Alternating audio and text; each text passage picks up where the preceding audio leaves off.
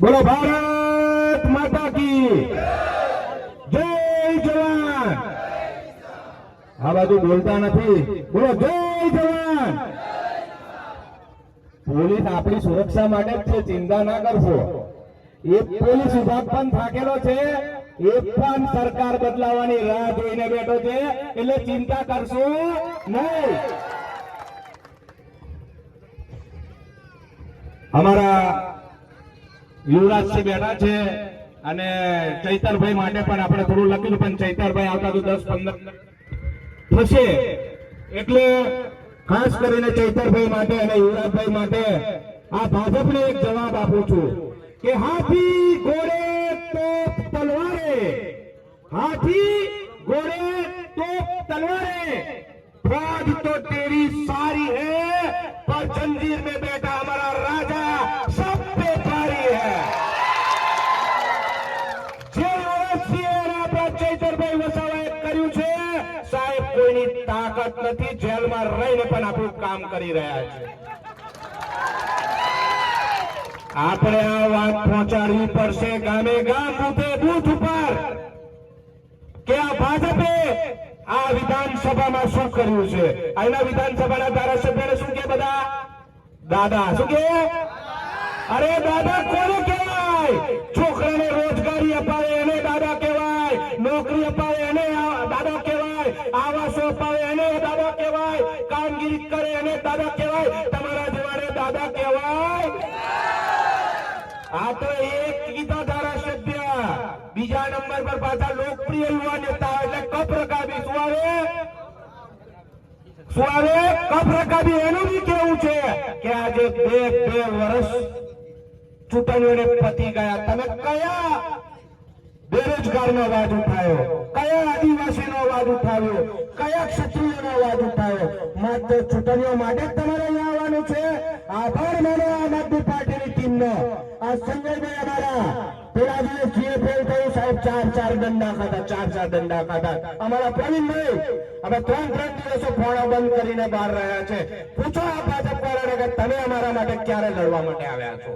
એટલે આ વખતે જે તાલુકા જિલ્લાની ચૂંટણીમાં આ ભાજપ વાળા આવે તો પૂછજો કે તમે અમારા સુખ દુઃખમાં ક્યારે ભાગીદાર રહ્યા છો।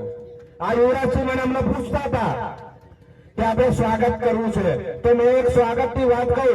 આપણે આટલા બધા હજારો વ્યક્તિઓ બેઠા છે, એમાંથી હાલોલની ગુજરાતની બીજા નંબરની જીઆઈડીસી માં સુપરવાઇઝર હોય, મેનેજર હોય, એચઆર મેનેજર હોય, એવો કોઈ બી વ્યક્તિ હોય આવે યુવરાજસિંહ એમનું સ્વાગત કરવા માંગે છે। એક પણ નથી તો કેવું છે ભાજપ સરકારને, મોદી સાહેબને તમે 2 કરોડ રોજગારી આપો છો, તે ક્યાં આપો છો? અમારા કુટુંબમાં તો કોઈ બી સાહેબ મેનેજર નથી બનતા, સુપરવાઇઝર નથી બનતા, તો ક્યારે અમને રોજગારી આપશો? 85% સ્થાનિક રોજગારી હોય આપણા વિસ્તારની, પણ આપણા કોઈ વ્યક્તિને નોકરીમાં લેવામાં આવતા નથી। માત્ર લેવામાં આવે તો કોન્ટ્રાક્ટ પ્રથામાં લેવા। બોલો સાચું કહું છું ખોટું કહું છું? 11 મહિના નોકરી કરીને કાઢી મૂકે છે કે નથી કાઢી મૂકતા? કાઢી મૂકે છે કે નથી કાઢી મૂકતા? તો એમના વિસ્તારમાંથી કાઢી મૂકવાના કે નહીં કાઢી મૂકવાના? તો પણ એ ક્યારે બનશે? આ તાલુકા અને જિલ્લાની ચૂંટણી આવે છે, તમને અમે આમ આદમી પાર્ટી વતીથી વચન આપીએ છીએ કે સાહેબ લાવો તાલુકા પંચાયત, જિલ્લા પંચાયત આમ આદમી પાર્ટીને એક ફોટો કોઈ બી મોટી કંપની હશે એને આપણે મિજાગરાત તોડી કાઢીશું। અમારે પ્રદૂષણ ખાવાનું, અમારે બધું વેઠવાનું।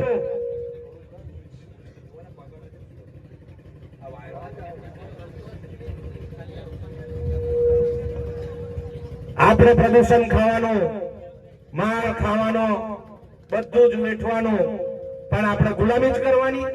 એટલે આ વાત આપણે લોકો સુધી લઈ જવાની છે। તમને ખબર છે જીએફએલ પર આંદોલન થયું અને આ જે તમારા સામાજિક આગેવાનો આ યુવા સમિતિ અને જે આમ આદમી પાર્ટીના જે લોકો લડ્યા ને એનું મહેનતનો રંગ એ છે કે આજે ઇતિહાસમાં પહેલી વખત 15 દિવસથી જીએફએલ કંપની બંધ છે, બંધ. સાહેબ બોર્ડ પણ બદલાઈ ગયું છે, જોઈ લેજો. શું બદલાઈ ગયું છે? જીએફએલ નું બોર્ડ પણ બદલાઈ ગયું છે. એ તાકાત કોની હતી સાહેબ? એ તાકાત તમારા બધાની હતી. અને આપણને ટેકો આપનાર નેતા, આપણો ભાઈ, આપણો વડીલ જે કહો એ આપણા ચૈતર વસાવાની તાકાત હતી. ચૈતરભાઈ આપણા માટે મહિનાઓ સુધી જેલમાં રહે છે. યુવરાજસિંહ બેરોજગાર યુવાનો અને લોકો માટે મહિના જેલમાં રહે છે. તો આપણી ફરજ છે કે નહીં આ વખતે આમ આદમી પાર્ટી જીતાડવી? કે બોલો, જીતાડવાની છે ને આ વખતે? ધીરે ધીરે બોલશે ને. ચૈતરભાઈ ગોગમમાંથી નીકળી ગયા છે, એમને સાંભળવું જોઈએ કે આ લોકો કે છે આમ આદમી પાર્ટી જીતાડવાની છે. આમ આદમી પાર્ટી જીતાડવાની છે. શરમાશો તો રાગ નહીં આવે. આ એક એલાની જંગની શરૂઆત થઈ ગઈ છે. અને 2027માં હું તો અહીંથી જોઈ રહ્યો છું તેમ કોઈક મંત્રી બી આપણી જોડે બેઠા છે ને આવનાર ધારાસભ્ય બી આપણી જોડે બેઠા છે. અને એ ક્યારે તમારે ખભે ખભો મિલાવીને આમ આદમી પાર્ટી જીતાડવી પડશે ત્યારે. હું બીજી એક વાત કહું. તમને ખબર છે નરેન્દ્ર મોદી ક્યાં ચૂંટણી લડ્યા? વારાણસી, બરાબર? બધાને ખબર છે? વડાપ્રધાન આપણા ક્યાં ચૂંટણી લડ્યા? સાહેબ હકીકત એ કહેવા માંગુ છું કે 6 રાઉન્ડના વોટિંગની ગણતરી સુધી નરેન્દ્ર મોદી પાછળ હતા, પાછળ. અને લખી રાખો 2029માં આ મોદી સાહેબ પાછા વડોદરા ચૂંટણી લડવા આવી જવાના છે. કેમ કે મેર પડવાનો નથી, મેર પડવાનો નથી. અને આગામી વિધાનસભામાં મેં તમને કીધું એમ કે આમ આદમી પાર્ટીનો ઝંડો બધે લહેરાતો થઈ જશે. હવે બીજી એક પાર્ટીની વાત કરું. ભાજપ એટલે એ ટીમ અને એમની બીજી સાથી મિત્ર એટલે એને કહેવાય કોંગ્રેસ. એટલે હું ભાજપનું ને કોંગ્રેસનું બી તમને કહેવા માંગુ.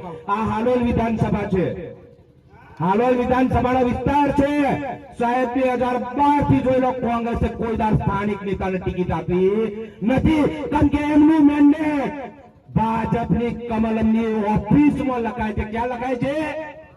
ભાજપની કમલમની ઓફિસમાં લખાય. એટલે આપણે આ કોંગ્રેસ થી બી ચેતીને ચાલવાનું છે કે જે ચૂંટણીઓ આવે તાર મારા બેટા ઠેલો લઈને નીકળે. જોયા છે ને કોંગ્રેસ વાળા ઠેલો લઈને નીકળે અને ગુમરાહ કરીને વોટમાં ભાગ પડે. અને આ વખતે આપણા મતદાનનો ભાગ ના પડે અને આમ આદમી પાર્ટીને ફૂલની બહુમતીથી વિજેતા બનાવો તેવું કહેવા માટે આવ્યા છે. કહેવાનું તો બહુ હતું પણ ચૈતરભાઈ થોડા લેટ આવે છે. અમારા આપણે યુવરાજસિંહને પણ સાંભળવાના છે. પણ બીજું એક વાત કહેવા માંગીશ. એક મને આખ્યાન યાદ આવ્યું, મને એક વાત યાદ આવી તમારા સાથે સાझा કરવા માંગીશ. તમે ચૈતરભાઈને હજુ થોડી 5-10 મિનિટ લાગશે. રમણભાઈ દાદા સાહેબ જ્યાં હોય ત્યાંથી સ્ટેજ ઉપર આવી જાય. મોરો હડપ. એટલે હવે હું જે વાત કરવા જઈ રહ્યો છું તેની વાત કરીશ કે ભાજપના તાલુકા સદસ્યના વાડામાં કૂતરીએ 2 ગલુડિયા મૂક્યા. કૂતરીએ 2 ગલુડિયા મૂક્યા. ગલુડિયાની આંખો બંધ છે પણ એ હારું ગલુડિયો શું બોલે? મોદી સાહેબ જિંદાબાદ, મોદી સાહેબ જિંદાબાદ, મોદી સાહેબ. એટલે તાલુકા સભ્ય ચમક્યો કે હારું આ વખતે પ્રમોશન પાકું અને તાલુકા પ્રમુખ બની જઈશ. એને જિલ્લા સદસ્યને ફોન કર્યો કે ભાઈ મારા ઘરની પાછળ ગલુડિયા કૂતરીયા 2 મૂક્યા છે અને જન્મની સાથ મોદી સાહેબ જિંદાબાદ, મોદી સાહેબ જિંદાબાદ એવું બોલે છે. કે ના હોય એટલે એ જિલ્લા સદસ્ય બી આવી ગયા, એટલે તાલુકા સદસ્ય આવી ગયા. એટલે 2 જણાએ શું વિચાર્યું કે આપણું પ્રમોશન પાકું.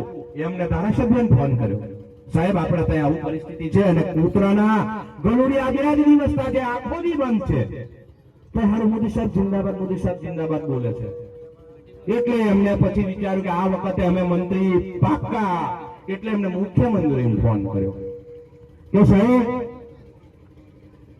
અમારા ઘરની પાછળ જે કૂતરીએ ગલુડિયા મૂક્યા આજે 6 દિવસ થઈ ગયા અને એ આંખો બંધ છે તો મોદી સાહેબ જિંદાબાદ, મોદી સાહેબ જિંદાબાદ બોલે છે. એટલે મુખ્યમંત્રીએ કીધું ભાઈ જો મુખ્યમંત્રીએ કહી દીધું કે જો આવતી વખત બધાની ટિકિટ કપાઈ જશે જો આવું નહીં હોય તો મુખ્યમંત્રી આવીને જોયું તો બી આ જ પરિસ્થિતિ પેલો ગલુડિયા આંખો બંધ છે અને શું બોલે મોદી સાહેબ જિંદાબાદ મોદી સાહેબ જિંદાબાદ એટલે હારું હવે આ વાત પહોંચી કે છે મોદી સાહેબ જોડે સાંભળવા જેવી વાત છે એટલામાં કૂતરીના જે ગલુડિયા હતા એને 16 દિવસ થઈ ગયા 16 દિવસ થઈ ગયા એટલે મોદી સાહેબ આયા જોવા કે ભાઈ ખરેખર કૂતરાના ગલુડિયા આંખો બંધ છે અને શું બોલી રહ્યા છે પણ જેવું ટોપલું હટાયું કૂતરાના ગલુડિયાની આંખો ખુલી ગઈ અને ગલુડિયા બોલવા મળ્યા મોદી સાહેબ મુર્દાબાદ મોદી સાહેબ મુર્દાબાદ જો 16 દિવસના ગલુડિયાની આંખ ખુલી જતી હોય તો આપણે તો 30 વર્ષથી આ ભાજપને સહન કરવી રહ્યા છે તો બદલવાની છે કે નથી બદલવાની આમ ધીરે ધીરે બદલવાની છે કે નથી બદલવાની બોલો આપણી આંખો ખુલી ગઈ છે ને આ વખતે ભાજપને બહાર મોકલી દેવાની છે ને તો બધા જ કમર કસી લો અને તમારા માટે ખાલી 2 લાઈન કહીને હું આગળના વક્તાને આપીશ કે ભૂતકાળને ભૂલી જાઓ મિત્રો ભૂતકાળને ભૂલી જાઓ મિત્રો વર્તમાન હજુ બાકી છે આ તો તમારા વિકાસની લહેર છે તુફાન તો હજુ બાકી છે તુફાન તો હજુ બાકી છે એટલે તાલુકા જિલ્લામાં આપણે તુફાન લાવીશું અને આમ આદમી પાર્ટીના ઉમેદવારો જીતાડીશું અને